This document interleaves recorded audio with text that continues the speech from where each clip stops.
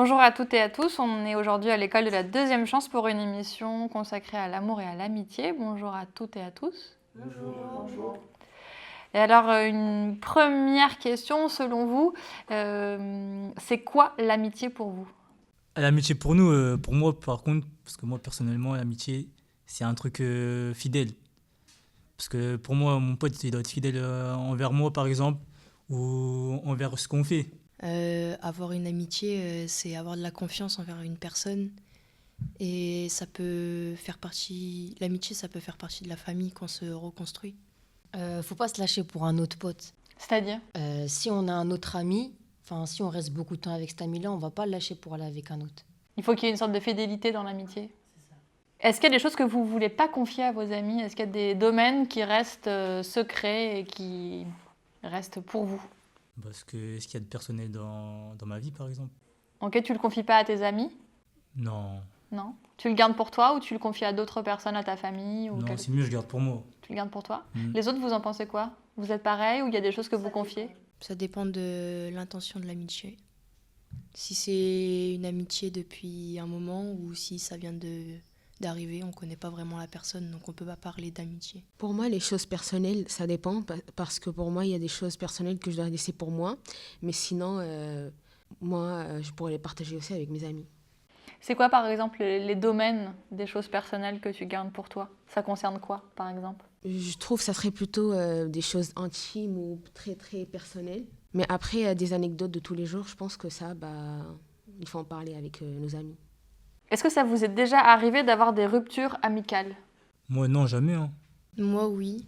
J'ai déjà eu des ruptures amicales et ça... Il y en a certaines qui m'ont beaucoup touchée et certaines qui m'ont touchée, mais très peu. Et qu'est-ce qui a fait la différence? Je pense le temps qu'on a passé en tant qu'amis et la confiance, la fidélité qu'on avait entre nous, en fait. Moi aussi, du coup, j'ai subi une rupture amicale. Mais, du coup, en fait, pour moi, c'est tourner la page. Donc, en fait, pour moi, j'ai vécu des bons moments avec mon ex-meilleure amie, du coup. Mais, ouais, je trouve que dans la vie, on ne va pas être amis jusqu'à la fin de nos jours. On va toujours se séparer. Tu penses qu'on va toujours se séparer, qu'il y a toujours des gens... que les gens vont faire que passer à un moment donné dans ta vie? Oui, parce que, en fait, on ne peut pas être avec une personne toute notre vie. Pour moi, c'est pas possible. Pour moi, les personnes dans notre vie qui rentrent et sortent, c'est comme des phases, entre guillemets. On va jamais être accompagné toute notre vie. Les autres, vous en pensez quoi? Est-ce que vous pensez qu'il y a des amis que vous allez garder toute votre vie ou pareil, que c'est des gens qui entrent et qui sortent en fonction des moments? Moi, je suis d'accord avec elle. Est-ce que tu peux expliquer pourquoi? Parce que pour moi, le seul compagnon avec lequel on va rester toute notre vie, c'est nous-mêmes. On est toujours avec nous-mêmes, notre personne H24, et avec les autres, on ne sera pas avec eux tout le temps. Elle a raison, parce que tout seul, on peut pas se trahir. Ok. Et est-ce que vous pensez parfois que c'est mieux d'être tout seul que mal accompagné? Oui. Pourquoi? Est-ce que ça vous donne pas envie parfois d'être très populaire et d'avoir soi-disant plein d'amis? Non, car pour moi, les amis, ça serait plutôt de la qualité que la quantité. Il faut être bien accompagné. Comme ça, en fait, il faut chercher des amis avec lesquels on a les mêmes intérêts et qui sont le meilleur pour nous. Parce que ce qu'on veut, c'est pas toujours le meilleur pour nous. On peut traîner avec des amis, par exemple, qui ne sont pas une bonne influence, mais du coup, ils ne vont pas nous tirer vers le haut. Elle a raison. Les amitiés, il faut bien les choisir, donc on peut pas se dire amis au bout de quelques mois. Il faut vraiment avoir une amitié sur le long terme pour savoir vraiment si c'est un ami ou juste une connaissance. Et est-ce que c'est pareil pour les relations amoureuses? Là, tu viens de dire, c'est au bout de quelques mois, d'une longue période, qu'on arrive à savoir si un ami est vraiment fiable. Est-ce que vous pensez que c'est la même chose pour une relation amoureuse ou pas? Non, Pourquoi? parce que là, on sait côté amoureux, mais tu veux construire, quoi. Tu veux construire ta vie avec la personne que tu aimes. Et donc, pour toi, tu le sais tout de suite? Tu le sais plus rapidement que... Moi, c'est le cœur. C'est le cas, ok. Si tu tombes amoureuse d'une personne ou amoureux d'une personne, c'est que logiquement la personne, y a quelque chose de plus qui est passé que de l'amitié. Donc tu as plus déjà confiance en elle, mais tu as aussi, je sais pas comment dire, mais il y a quelque chose en plus Et c'est ça qui fait que bah, la personne, on lui fait plus confiance, mais on garde quand même notre distance parce que ça fait très peu de temps qu'on la connaît. Ok, vous en pensez quoi? Moi, je suis pas d'accord, hein. Pourquoi? Parce que être tout seul, c'est mieux. Ok, pourquoi? Amitié et amoureuse. Est-ce que tu peux expliquer? Bah, parce que comme j'ai dit, tout seul, on peut pas se trahir. Vous avez dit, quand on a parlé de ça hier, qu'en fait l'amitié, ça passe toujours en second plan, ça passe toujours après l'amour. Est-ce que vous pouvez expliquer aux auditeurs et aux auditrices pourquoi vous pensez que l'amitié, ça passera toujours en second plan? Moi, je pense que ça passera toujours en second plan parce que c'est pas avec les amis qu'on va construire notre famille en fait. Et bah, avec notre amour, on va construire, mais pas avec nos amis. C'est vrai. Parce que c'est pas, on peut pas fonder une famille avec nos amis, comme elle le dit. Et c'est surtout que si, bah, par exemple, on est amoureux, on part avec notre compagnon, bah, nos amis vont pas nous suivre, alors que lui, obligatoirement, il va nous suivre si on a des enfants. Donc il restera toujours à nos côtés. Donc voilà.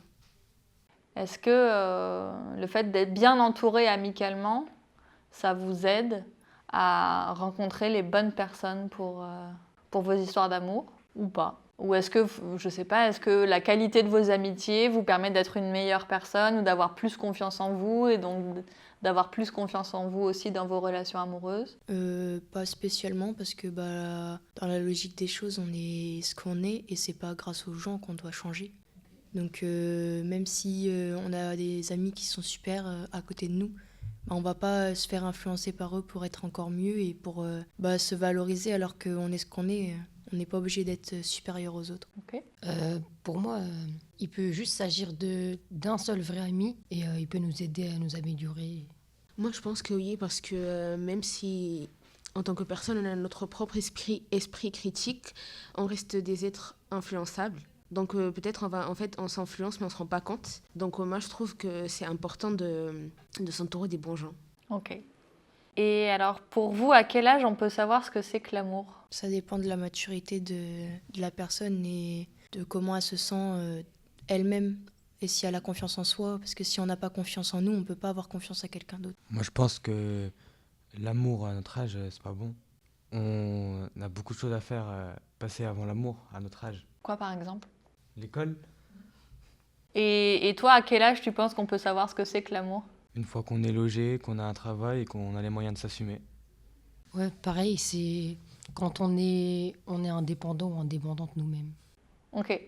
On peut savoir ce qu'est l'amour qu'une fois qu'on est débarrassé du poids des parents, de la dépendance financière. J'ai pas dit ça. J'ai pas dit que savoir. Enfin, on peut tomber amoureux, je pense, avant. Mais ça serait mieux par la suite, quoi. On a du temps. Mhm. Il y a plusieurs styles de l'amour. Il y a tout ce qui va être... je pense à notre âge, c'est du petit amour. En fait, on se dit qu'on est amoureux, mais on n'a pas encore toutes les charges à deux. Tout ce qui va être penser à fonder notre famille. Donc, du coup, on ne se rend pas vraiment compte du mot l'amour. Alors que quand on a trouvé la bonne personne, après, même à notre âge, on peut trouver la bonne personne.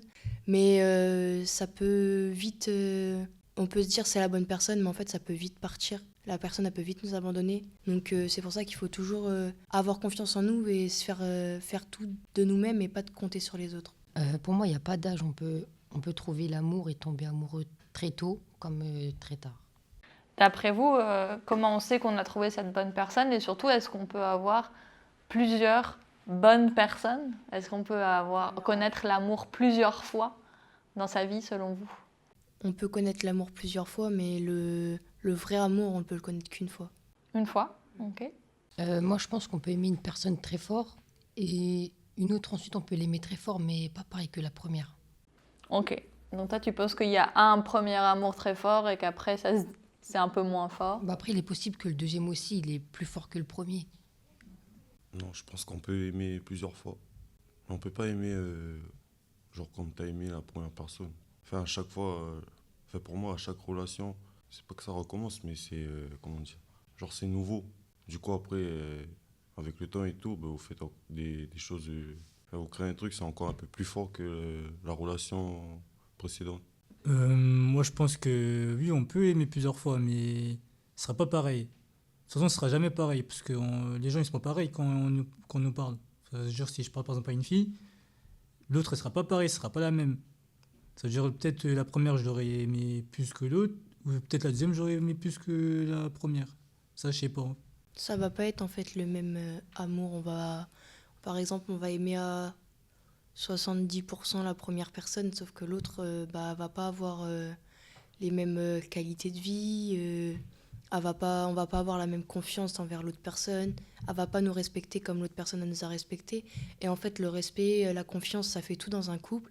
Donc que notre copain ou notre copine nous respecte et nous fasse voir ce qu'on vaut, et ça va nous tout de suite on va l'aimer beaucoup plus, et l'amour il va se forger beaucoup plus beaucoup plus vite, et on va oublier les autres amours qui nous ont fait du mal, ou même s'ils nous ont pas fait de mal, mais et on va recommencer à zéro en se disant c'est lui que j'aime et aucun d'autre. Est-ce que pour vous, aujourd'hui, l'amour, c'est quelque chose d'important dans votre vie? Pour moi c'est pas important, mais ce que je veux dire, c'est si par exemple on a subi des abandons soit familiaux, ou on a une dépendance affective, ça peut nous aider à surmonter ce qu'on a pu vivre dans notre passé. Et du coup, je sais que pour moi, ça m'aide d'avoir quelqu'un de, entre guillemets, inconnu, parce que si je l'avais pas connu, je l'aurais jamais connu. Donc du coup, je pense que d'avoir quelqu'un de inconnu à ma vie qui m'aide à avancer, ça me revalorise. Moi, je pense à peu près pareil. Il peut nous aider à... Ça peut être important parce qu'il peut nous aider à avancer et à être meilleur. Et du coup, on avancera mieux. Et il y a des choses qu'on n'aurait pas pu faire et que maintenant, avec ça, ça nous aide. D'être deux, ça te donne de la force? Oui, parce que peut-être qu'avant, on était découragés et du coup que maintenant, ça nous aide. Moi, je trouve l'amour, ça sert à rien. C'est mieux de se faire de l'argent et après. De toute façon, l'argent, c'est toujours mieux. L'amour, ça y est. Pourquoi? Je sais pas, moi ça me dit rien, l'amour. Ça te dit rien? Bah non. Ça te dit rien parce que tu penses que ça finit mal, ou tu te dis rien parce que tu penses que ça apporte des problèmes, ou Bah, ça... jamais testé. Je sais pas c'est quoi être amoureux. Ça veut dire, pour moi, c'est mieux que je suis pas amoureux. C'est mieux que je me fais de l'argent et après, basta. Et après, basta, tu vois si tu tombes amoureux ou tu t'en fiches? Après, basta, je verrai si je parle à une fille ou je parle pas à une fille. Moi, je dirais que oui, c'est important parce que pour moi, c'est une source d'épanouissement. Si on rencontre une personne, mais pour moi, ça serait le cas aussi pour des relations amicales, en fait, des relations sociales. Mais après, les relations sociales sont différentes, ça dépend de la personne. Mais c'est un épanouissement pour moi parce que ça nous change. C'est un épanouissement si ça nous change pour devenir meilleur. Si ça a l'effet inverse, du coup, ce n'est pas quelque chose de positif. Mais moi, je dirais que oui. Est-ce que pour vous, l'amitié fille-garçon, ça existe? Et est-ce que c'est possible? Pour moi, personnellement, moi, ça n'existe pas, hein. Amitié fille-garçon, moi, ça me dit rien. Parce que, par exemple, je vais vous donner un exemple. Un jour, je me marie avec une femme, par exemple. Après, ma femme, elle va me dire quoi? Ouais, bébé, je vais aller voir mon pote. Et moi, je vais lui dire quoi? Comment ça, ton pote? Pourquoi? Parce que pour moi, c'est personnellement, pour moi, c'est ça. Après, eux, je sais pas, c'est quoi leur avis à eux. Parce que toi, tu aurais peur qu'elle tombe amoureuse de son pote? Non, même pas. Pourquoi elle va voir un garçon? Il y a déjà amour à la maison. Moi, c'est pareil comme Jaziel. C'est. Dès que t'as une femme, je sais pas, c'est l'amitié fille-garçon, en tout cas, moi, je crois pas. Pourquoi? Si elle veut un ami, si elle a besoin de conseils, si elle veut sortir et tout, je suis là. Pourquoi elle veut aller voir ailleurs? Et est-ce que toi, si tu étais en couple, ou quand tu es en couple, tu as des amies filles, ou est-ce que c'est pareil que pour ta copine? Non, mais je dis pas qu'on peut pas avoir d'amis et tout, mais c'est juste. On peut avoir des amis, mais faut pas qu'il y ait de. Entre nous, c'est ambigu. Parce que là, tu disais que ta copine, tu pensais comme lui, que en fait, si elle avait un pote garçon, c'était pas super. Est-ce que toi, quand tu es en couple, tu vois plus tes amies filles? Est-ce qu'il y a une égalité là-dedans, ou c'est plus ta copine qui doit plus avoir d'amis Ouais, garçons? c'est vrai qu'après, pour ça, c'est égalité, quoi. Si elle le fait pas, moi aussi. C'est 50-50. Même à la télé, ils disent que les femmes elles trompent leurs hommes mariés avec d'autres gens comme ça. Et les hommes, ils sont pas au courant. Ça veut dire, moi, je prends pas le risque. Je préfère pas qu'elle ait de potes garçons. Et les garçons, ils trompent pas leurs copines. Bah, c'est pareil pour les deux. C'est pour ça qu'il faut pas prendre les risques des deux côtés. Mais après, si eux, ils préfèrent avoir un ami fille ou un ami garçon, ça c'est eux. Mais moi, personnellement, je peux pas. Moi, je pense que l'amitié fille-garçon, ça peut exister parce que on peut bien s'entendre avec un garçon sans avoir d'ambiguïté ou d'attirance l'un l'autre. Après, c'est vrai qu'on peut avoir peur que, par exemple, une fille, elle voit notre copain comme nous, on le voit, et que du coup, on peut ne pas avoir confiance en elle, mais avoir confiance en notre copain. Mais que s'il n'y a pas d'attirance ou d'ambiguïté l'un l'autre, je pense que ça peut marcher. Je pense que pour moi, on aura toujours cette peur que notre copain ou notre copine, tout le monde le voie comme nous on le voit, comme elle disait. Mais après, si notre meilleur ami ou même notre ami, il est arrivé avant notre copain ou avant notre copine, je vois pas l'intérêt qu'on arrête de lui parler alors qu'on a passé toute notre vie ensemble, juste pour un être humain qui rentre dans notre vie. Et c'est pas à lui de nous dicter notre vie en fait. Comme on disait tout à l'heure, on est libre de faire nos choix et c'est nous on dicte notre vie et pas quelqu'un d'autre. Donc pourquoi écouter cette personne qui rentre depuis très peu dans notre vie pour arrêter notre amitié, alors que si cette personne elle part parce qu'on ne sait pas si elle va rester, en fait on aura enlevé une amitié de beaucoup de temps pour rien. Et donc, dernier point, vous parlez de la notion de confiance. Tu as dit tout à l'heure, c'est aussi une question de confiance. Comment on fait pour avoir confiance en quelqu'un? Moi, quand je parle à une nouvelle personne, je lui fais confiance. Et c'est plus elle fait des trucs bizarres, plus je vais avoir mon confiance. Moi, je pense que c'est avec la complicité qu'on va avoir dès le départ, avec la personne. Moi, je fais pas confiance dès le départ, mais je donne un tout petit peu de ma confiance. Et je vois par la suite à ce que je vais lui dire, est-ce que ça va être répété ou est-ce que ça va être répété mais changé? Est-ce que on va faire un truc ensemble? Est-ce que tout le monde va le savoir ce qu'on a fait ensemble? En fait, est-ce que ça va être par la suite juste des petits trucs où je m'en fiche un peu que ça soit répété. Mais comme ça, je vais savoir si je peux lui raconter un peu plus ma vie ou si je peux faire un peu plus de choses avec cette personne-là pour savoir si vraiment je peux lui faire confiance à 100% ou non. Moi, je trouve la confiance avec le temps. Ça veut dire, si je connais une personne là tout de suite, ça fait même pas 2 jours que je la connais, je vais pas lui donner de ma confiance. Parce que peut-être, au fond, la personne, elle cache son vrai visage. Que son visage. Moi, j'ai pas connu son vrai visage à elle. Ça veut dire, je connais l'image qu'elle montre au début. Mais avec le temps, peut-être, je verrai son vrai visage. Ça veut dire, peut-être, elle va me montrer, ouais, c'est des choses qu'elle fait qui sont pas bien. Ou d'autres choses que j'aime pas. Parce que peut-être, elle va se lasser aussi. Ça veut dire, je vais faire confiance à une personne qui va se lasser plus tard. Moi, au début, en fait, ça dépend. Ça peut commencer par des petites choses. Et si on voit que la personne, elle parle derrière nous ou qu'elle répète les choses qu'on lui dit, après, ça peut partir des petites choses. Et à force, ça dépend les actes qu'elle fait. Et on ne va pas forcément lui donner notre confiance. Si on voit qu'elle n'est pas droite avec nous, on n'aura pas envie de lui donner confiance. Alors, j'ai une dernière question et vous pouvez prendre un petit temps pour réfléchir. J'aimerais bien que chacun et chacune d'entre vous dise au micro quelque chose qu'il a appris depuis toutes vos années de vie là, sur l'amour ou l'amitié. Quelque chose que vous avez appris et peut-être que vous aimeriez, un conseil que vous aimeriez donner à quelqu'un de plus jeune ou quelqu'un de votre âge qui sera un peu perdu ou je sais pas, quelque chose que vous avez appris. Pour moi, j'ai appris, même si on pense que c'est notre meilleur ami depuis longtemps, faut quand même prendre du recul et pas être à fond dessus. Parce que derrière nous, en très peu de temps, après, elle peut vite nous trahir ou partir. Moi, j'ai appris que finalement, faut vivre de l'avant, il faut pas rester sur le passé.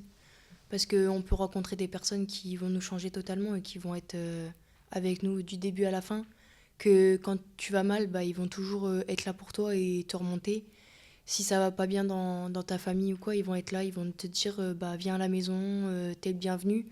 Alors que la plupart du temps, les personnes qu'on a depuis longtemps, elles le font pas, alors que certaines, elles le font dès qu'on les rencontre. C'est la caille de toute façon. Moi, je préfère dire aux jeunes de nos jours que faut pas faire confiance aux gens, faut vivre là, sa vie tout seul. Les gens, tu les mets de côté, tu vis ta vie, tu fais ton argent, tu crées ta famille. Après, si tu as un peu de temps avec tes amis, tu passes ton temps avec tes amis, mais sinon, c'est la cahier de toute façon. Moi, je pense que c'est important d'avoir des amis, parce que si on n'a pas des amis, du coup, on va se sentir seul toute notre vie. Mais moi, je pense que ce qui différencie un bon ami d'un autre qui n'est pas forcément, c'est que cet ami-là, il va te dire ce qui est le meilleur pour toi et pas nécessairement ce que tu veux entendre, parce qu'il voudra le meilleur pour toi et pas ce que tu voudras faire. Voilà. C'est la vie. Hein. Si t'es en couple, qu'après c'est fini, ben c'était écrit, c'est tout. Faut passer à autre chose. Demain, c'est un autre jour. Ouais, c'est mieux de rester tout seul parce que, en fait, c'est mieux. Ok. Il n'y a que toi qui peux penser. Ah, pour vous, c'est quoi le bonheur en vrai de vrai? En fait, moi, je pense que la question de c'est quoi le bonheur, c'est un peu trop général. Mais vaguement, ça serait de faire les choix qui vont nous apporter une satisfaction permanente. C'est pas, pour moi, quelque chose qui va t'apporter une satisfaction ou un bonheur qui ne dure pas, qui tu sais que ça va pas durer. Pour moi, ça, c'est pas le vrai bonheur. Pour moi, le bonheur, ça va ensemble avec l'épanouissement. C'est quelque chose qui va durer dans le temps. Moi, je pense un peu comme elle. Le bonheur, on peut avoir du bonheur dès maintenant qui va durer 10 minutes. Sauf que le vrai bonheur, on ne peut pas vraiment le connaître parce que chacun a son bonheur. Si chacun va faire son loisir, chacun va faire ce qu'il veut et ça peut lui créer son bonheur de chaque jour alors qu'on n'a tous pas le même. Donc c'est pour ça que la question elle est très vague. En fait, on peut pas avoir tous le même bonheur, mais pour moi, je pense que le bonheur, c'est quand on se sent bien, quand on est épanoui, quand on se sent bien nous-mêmes. Pour moi, le bonheur, c'est plus tard. Avec ma famille, de ça, si j'ai une famille, là, je pense que je serais bien. Ouais, mais c'est pareil aussi. Le bonheur, c'est pour plus tard. Quand tu vas t'en sortir, en fait, tu seras bien quand financièrement. Et puis avoir une famille aussi. Mais c'est différent. Enfin, on n'a pas tous le même bonheur, comme il disait. Est-ce qu'il y a des petits bonheurs du quotidien quand même? Est-ce que le bonheur, ça peut être un truc du quotidien ou le bonheur, c'est forcément un truc gigantesque, très ambitieux? Non, pour moi, du coup, le bonheur, en fait, c'est les deux. C'est, on va dire, tout ce qui englobe, ce qui est pour le plus tard, ce qui dure dans le temps. Mais ce gros bonheur, il se construit, en fait, avec notre quotidien, avec les petits trucs qui nous rendent heureux tous les jours. Si, par exemple, je vais poser un exemple. Si quelqu'un, par exemple, quand aime marcher le matin ou aime jouer à un sport ou quelque chose et ça le rend heureux, de le faire un petit peu tous les jours. Ça, c'est quelque chose qui, du coup, va te détendre et qui va te satisfaire, en fait. Parce que sinon, on serait tout le temps triste toute la journée. Et moi, le bonheur, en fait, le gros bonheur, c'est pas d'un coup qu'on l'aura, il se construit. C'est comme, pour moi, c'est comme mettre un 1% tous les jours. Ça se construit, en fait, avec des petites pièces.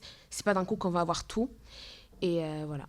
Le bonheur, il suffit aussi, comme elle l'a dit, il suffit de quelques petites choses. Ça va nous rendre heureux ou heureuses chaque jour. Et il suffit juste de quelque chose qui va nous mettre mal. Et après, on pourra être plus heureuse. Est-ce que quelqu'un veut conclure en disant quelque chose? Pensez à vous avant de penser aux autres. Vis ta vie à fond et voilà quoi. Choisissez ce qui est meilleur pour vous et pas forcément ce qui vous plaît dans le moment. Eh ben, merci à toutes et à toutes pour vos témoignages et vos réponses. Et merci aux auditeurs et aux auditrices de nous avoir écoutés. De rien. De rien. rien. Et merci. Au revoir.